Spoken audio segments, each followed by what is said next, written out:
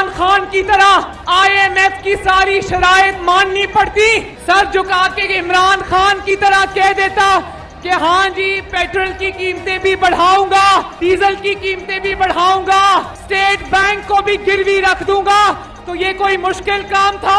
नवाज शरीफ कहता है हुकूमत छोड़ दूंगा लेकिन अपने लोगों पर बोझ नहीं डाल। जेब पे बोझ तो पड़ गया ना, गरीब आदमी दाल रोटी भी नहीं खा सकता। ये झूठ ही होता है कि वो महंगाई नहीं की जाएगी। सब चोर हैं।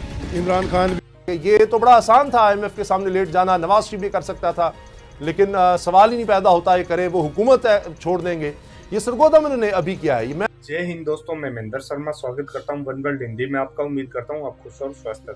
दोस्तों आइए दिखाते हैं पाक मीडिया की को लेटेस्ट डिबेट, जिसमें कैसे अब इमरान खान और जो नई हुकूमत है इसके ऊपर सवाल पे सवाल उठने लगे हैं। आज पाकिस्तानी मीडिया कैसे इमरान खान और इस नई हुकूमत के इदारों को धो रहे हैं, क्योंकि IMF से जो लोन लिया गया है उसकी शर्तें पाकिस्तान में लागू होनी शुरू हो गई है।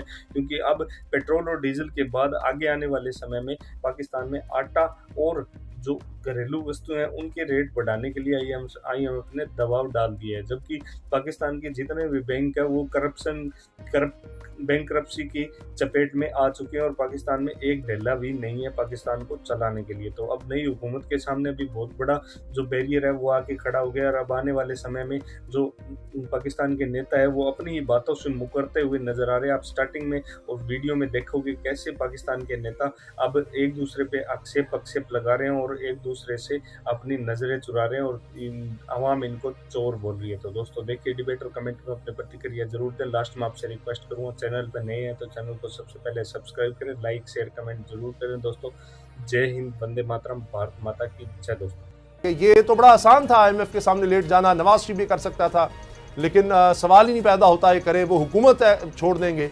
ये सरगोदा मैंने अभी किया है। मैं अभी उनके ऑपोजिशन के दिनों की तो बात ही नहीं कर रहा, वो छोड़ दें, वो तो बड़ी थी कि चलें जी ये था वो था। अब उन्होंने कहा इन हालात के बाद कहा था, तो फिर क्या हुआ लगारी साहब? अब आपने देखा है कि किस तरह से सियासतदान जो हैं रंग बदलते हैं और किस तरह से वो एक बात कहकर फिर दूसरी बात कहते हैं और किस तरह से सियासतदान एक रास्ते पर चलते हुए अचानक यू टर्न लेते हैं और वापस मुड़कर चलना शुरू कर देते हैं।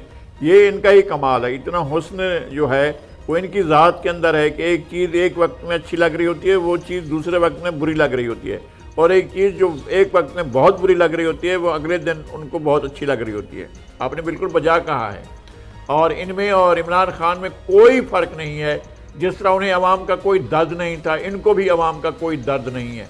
जिस तरह से वो अवाम के बारे में नहीं सोचते थे, ये बिल्कुल नहीं सोच रहे हैं अवाम के बारे में। इनको अवाम के दुखों का, गमों का कोई मलाल नहीं है, कोई दुख नहीं है। ये इसी तरह से सोचते हैं कि हमने अपने इक़्तिदार को किस तरह लेकर आगे चलना है और किस तरह जो है हम अपने इक़्तिदार को मज़ीद तूल दे सकें। ये इनका अपना एक एजेंडा हो सकता है। और दूसरी बात यह है कि हमें कोई फ़र्क नज़र नहीं आ रहा है कल के पाकिस्तान में और आज के पाकिस्तान में। जो पिछले दिनों नया पाकिस्तान की जगह पर पुराना पाकिस्तान आया, दोनों एक जैसे हैं और दोनों के अंदर कोई फ़र्क नहीं है और सारे के सारे हुक्मरान एक जैसे हैं। चाहे वो इमरान खान हो, चाहे वो आसिफ अली जरदारी हो, चाहे वो नवाज शरीफ हो, चाहे कोई भी हो, हुक्मरान हमेशा एक ही ज़ाविया निगाह रखते हैं। जब इस कुर्सी पर बैठे हैं तो वो बात कर रहे होते हैं, जब दूसरी कुर्सी पर बैठे होते हैं तो दूसरी बात कर रहे होते हैं। उन्हें अवाम नज़र नहीं आ रहे होते, उन्हें लोग नज़र नहीं आ रहे होते।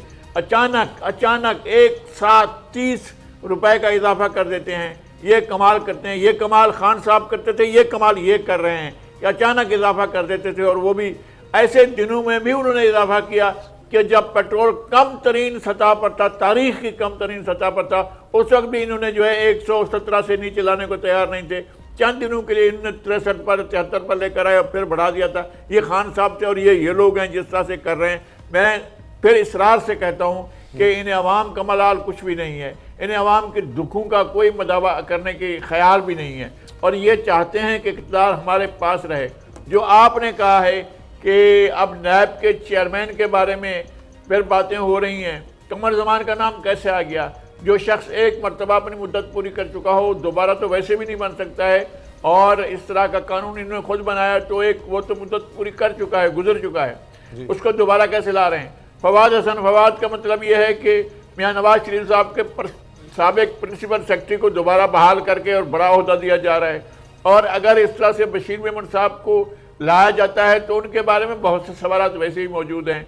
मेरे ख्याल में आपको फिर तलाश करना होगा।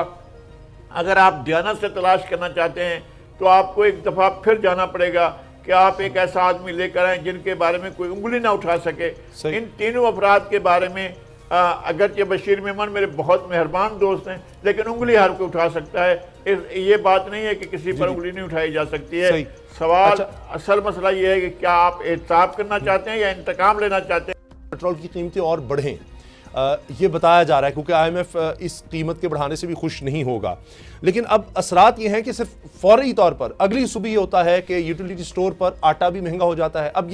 अब मुझे नहीं पता कि प्राइम मिनिस्टर साहब जब कौम से खिताब करेंगे तो वो कपड़े बेचने का कहते हैं या अभी तक कपड़े नहीं बिके। ये बातें की जा रही हैं, चाहे आप इसको मीम समझें, लेकिन ये एक हकीकत है। ये लोग इतने परेशान हैं अब कि वो कहते हैं जी उन्होंने कहा था कपड़े बेचकर भी आटा महंगा करेंगे, तो क्या अभी तक कपड़े नहीं बिके। अब दूसरी तो मुझे फैसल वाडा साहब याद आ रहे हैं, वो कहते हैं जी 200 रुपये भी पेट्रोल हुआ तो अवाम खरीद लेंगे इमरान खान की खातिर। अब एक तरफ मुझे मुस्तफ़ा नवाज खोखर साहब का बयान नज़र आ रहा है, वो कहते हैं कि जनाब अगर यही काम करना था तो फिर आए ही क्यों। और मेरे सामने उनका बयान पड़ा है, उन्होंने ट्विटर पर जाकर कहा है कि जी पेट्रोल डीजल कीमतों में मजीद 30 रुपये फी लीटर इजाफा मुतवक्के है। IMF शायद किए गए इजाफे से मुतमईन ना हो, सख्त बजट भी देना पड़ेगा। और फिर लिखा जी सवाल तो यह है कि इमरान खान की नाकामी और मुल्क को तबाही के दहाने पर पहुंचाने का बोझ अपने सर लेने में क्या हिकमत है। ये मुस्तफ़ा नवाज खोखर साहब कह रहे हैं और उसको रीट्वीट किया अवामी नेशनल पार्टी की रहनुमा ने। लेकिन नासिर हुसैन शाह साहब कहते हैं 500 रुपये भी पेट्रोल हो गया तो वो हुकूमत का साथ देंगे। एक पॉलिसी तो एक होनी चाहिए। अगर हम ये भी कहते हैं, हुकूमत कहती है कि हम दिवालिया हो सकते थे इसलिए हमने मुल्क को बचाया, लेकिन पॉलिसी तो एक हो। एक जगह बैठ गया तो मुस्तफ़ा नवाज इस तरह की बात ना करें। नासिर हुसैन शाह साहब तो 500 तक सुना रहे हैं। चलते हैं दबे पांव कोई जाग न जाए, गुलामी के असीरों की यही खास अदा है। होती नहीं जो कौम हक बात पे यकजा, उस कौम का हाकिम ही बस उनकी सजा है। और दूसरी बात कि उसने हमारे जख्म का कुछ यूं किया इलाज, मरहम भी गर लगाया तो कांटों की नोक से। हमारा गला ये कह कर के दबाया जा रहा है कि पिछले वाले ने आपका गला सही तौर पे नहीं दबाया, और अब देखिए आप मेरा अंदाज़े मसीहाई कि मैं अब आपका गला ऐसे दबाऊंगा जिस तरह से गला दबाए जाने का हक है। पाकिस्तान में हमारा सबसे बड़ा अलमिया ये है कि हमें एक के बाद दूसरा फ्राडिया मिल जाता है, और हमें इस तरह की हुकूमतें मुयस्सर आती हैं कि हमें पिछली वाली अदवार, पिछली वाली हुकूमतें, पिछली वाली गवर्नेंस वो अच्छी लगने लगती है। इससे बड़ा मसला, इससे बड़ा जिसको कहते हैं गम हमारे लिए और क्या होगा। ये महंगाई मुकाओ मार्च की बातें करते थे, मरियम नवाज़ का आपने साउंड बाइट भी कुछ सुनवाया, और बहुत सारे मेरे चश्मे तसव्वुर में अगर मैं खंगालता हूँ तो बहुत सारी चीज़ें मुझे याद आती हैं। मतलब गज़ब खुदा का मारूं घुटना फूटे आँख, 30 रुपये मैं अफोर्ड कर सकता हूँ अल्हम्दुलिल्लाह, हम अफोर्ड कर सकते हैं अल्हम्दुलिल्लाह, लेकिन उसके बावजूद आंखों में मिर्ची लग रही हैं। हम एक ज़माने तक ये सुनते रहे कि पिछला वाला चोर है और उससे पिछला वाला डाकू है, लेकिन भाई ये हाजी साहब जो आए ये क्या कर रहे हैं। अगर आप इमरान खान में इस बात पर कीड़े निकाल रहे हैं कि इमरान खान ने पेट्रोल की कीमत रोक करके पाकिस्तान की मईशत का भट्टा बिठा दिया, तो ये काम करने के लिए मैं आपसे दस्तबस्ता इल्तमास करता हूं कि आप ये काम कीजिए। आपने देखा होगा कॉर्पोरेट इदारों में या बहुत सारे और इदारों में भी होता ये है कि जब छांटी का वक्त आता है तो 5-5 हज़ार के 6-7 मुर्गे हलाल कर दिए जाते हैं, और उसके बाद 10 लाख रुपए का एक बेवकूफ़ रख करके और कहा जाता है कि हाँ ये अब हमने बड़ा तीर मार लिया। यहां पे भी कुछ इसी किस्म की हरकतें हो रही हैं कि भाई आप लोग जो अपनी अय्याशियां उसको कम करने का नाम नहीं ले रहे। काबीना में वुज़रा, सुफरा, मुशीर, उनकी तादाद जो है वो कम होने का नाम नहीं लेती। हुकूमती अलल्ले तलल्ले सिमटने का नाम नहीं लेते, और आवाम को आप एक के बाद एक, वो कहते हैं अब और न सुनेंगे तकाजा है कुर्बानी, हाकिम वक्त का ये फरमान बुरा लगता है। और ये शेर जाती मेरा है, कॉपीराइट भी मेरे पास है भाई, कोई चुराने की कोशिश ना करे। आप ये देखिए कि हद हो गई है, हद हो गई है। इमरान खान के अंदाजे हुक्मरानी में कीड़े निकालने वाले शहबाज शरीफ, नवाज शरीफ, पीडीएम वाले, ये आप जो बता रहे थे नासिर हुसैन शाह का, मतलब इससे बड़ा कार जहल। जाहिल को अगर जहल का इनाम दिया जाए, इस हादसा वक्त को क्या नाम दिया जाए। मैखाने की तौहीन है, रिंदों की हतक है, कमजर्फ के हाथों में अगर जाम दिया जाए। 500 रुपए, नासिर शाह उतरे जरा गाड़ी से तो उनको पता चलेगा दुनिया कितनी रंगीन है।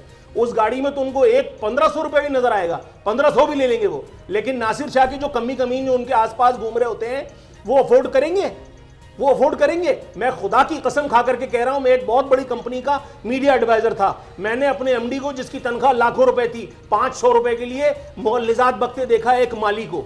ये इन लोगों के दिल हैं, ये इन लोगों के दिल हैं। ये 1500 रुपए और 500 रुपए की बातें कर रहे हैं। एक आम आदमी, मैं अभी टीवी पे हेडलाइन देख रहा था, मेरी चीखें निकल गई। अद्वियात की कीमतों में 50% इजाफा। यार शर्म है तुम लोगों को।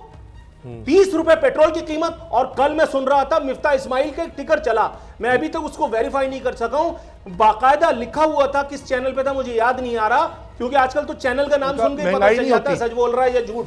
मिफ्ता इस्माइल कह रहे थे कि महंगाई नहीं होती पेट्रोल डीजल की कीमतों से।